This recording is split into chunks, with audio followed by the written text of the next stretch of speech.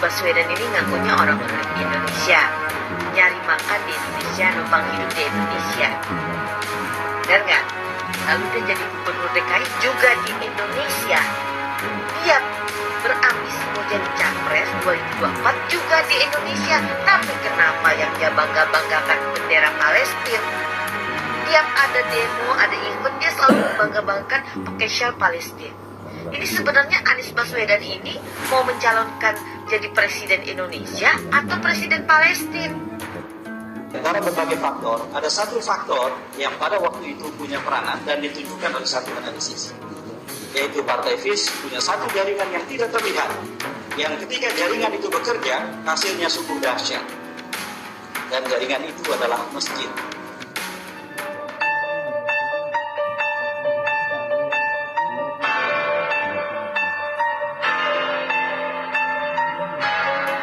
Insya Allah dengan deklarasi ini bahwa kami memberikan landasan untuk Bapak Anies maju ke Pilpres 2024-2029 nanti.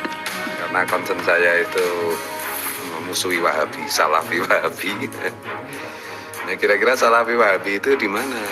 Nanti kalau misalnya Anies bisa nyapres itu mendukung nggak? Ya pasti. Salafi Wahabi pasti dukung Anies Baswedan. Jadi makanya saya tidak akan dukung Anies. Kenapa? Ya karena didukung oleh Salafi Wahabi, didukung juga oleh FPI. Ya FPI kan sebenarnya kan bau-bau Salafi Wahabinya besar. Diliput dari Tempo.co tanggal 8 Juni 2022. Kelompok Majelis Sang Presiden mendeklarasikan dukungan terhadap mantan Gubernur DKI Jakarta Anies Baswedan untuk maju pada Pilpres 2024.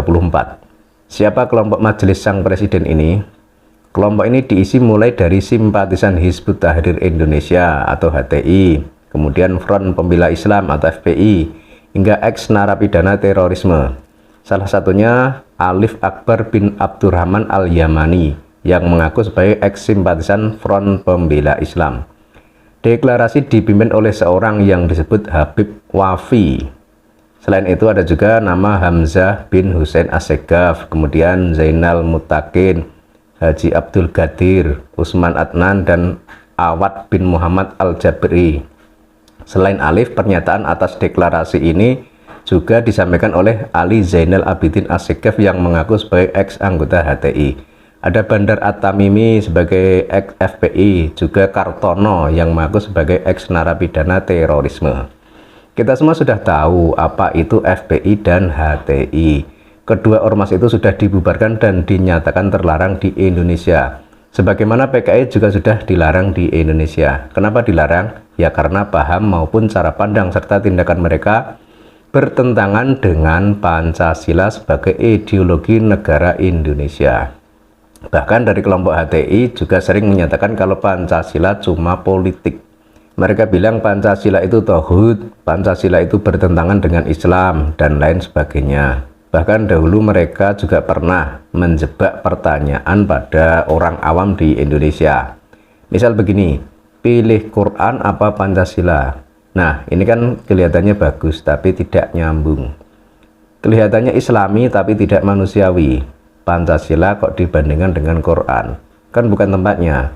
Dan Quran memang tidak ada yang mampu menyaingi apalagi menandingi. Makanya mungkin munculnya lagu Ojo Dibandingke yang dipopulerkan Farel Prayoga itu idenya juga dari sini. Tapi kita nggak tahu ya. Ini cuma asumsi saja. Kalau asumsi ya boleh dibantah. Tapi kalau benar ya diikuti. Sekarang kita kembali lagi ke perbandingan Quran dan Pancasila. Kelihatannya menarik dan Islami, tapi ternyata sangat tidak keren. Orang yang gegabah pasti akan memilih Al-Quran. Yang benar pilih mana? Ya pilih dua-duanya.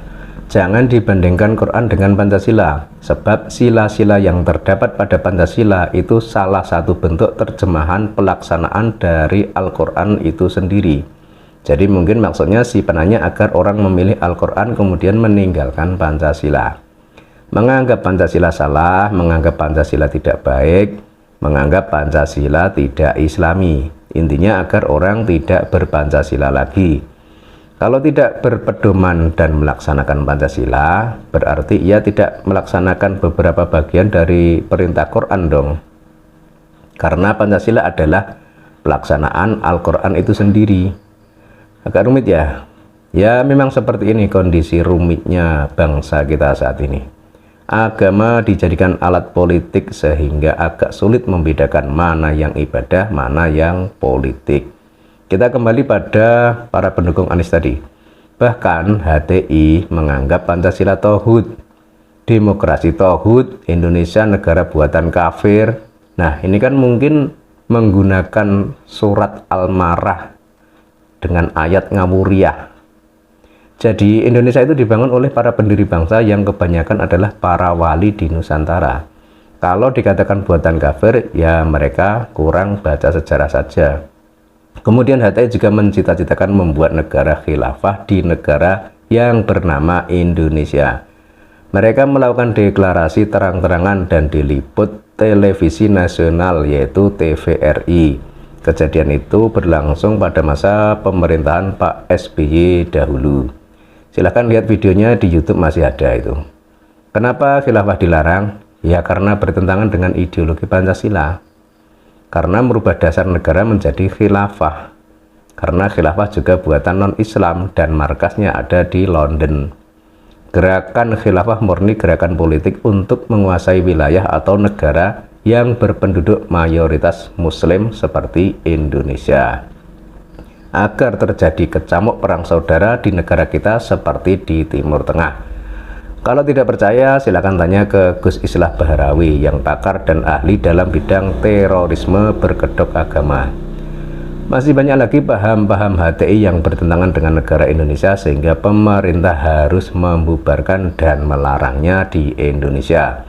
Kemudian FPI juga sudah dinyatakan bubar dan terlarang di Indonesia. Kenapa? Karena gerakan FPI ya mirip-mirip dengan HTI itu tadi. Cuma tokoh dan sasarannya berbeda, namun intinya sama.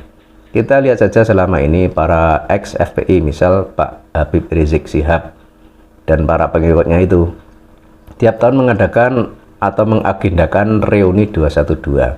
Mereka ini suka demo, suka mengecam pemerintah, suka menjelek-jelekan pemerintah, bahkan suka mengkafir-kafirkan orang lain yang tidak sepaham dengan mereka. Bahkan juga sering mengambil posisi seperti pengaman negara. Misal, suka mensweeping warung makan yang buka saat bulan Ramadan. Ini kan sudah pelanggaran. Sebab di Indonesia ini yang tinggal tidak cuma orang Islam saja. Ada yang beragama Hindu, Buddha, Kristen, dan lain sebagainya. Di bulan Ramadan kan mereka tidak puasa. Jadi ya biarkan saja mereka makan. Karena mereka punya keyakinan dan cara ibadah yang berbeda dengan kita umat Islam. Dan banyak lagi alasan lainnya yang sudah dijelaskan oleh Menko Polhukam Wiranto waktu itu. Kita kembali ke masalah pendukung Anies tadi.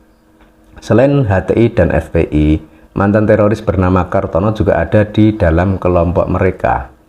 Kartono itu mantan teroris bro, bahaya.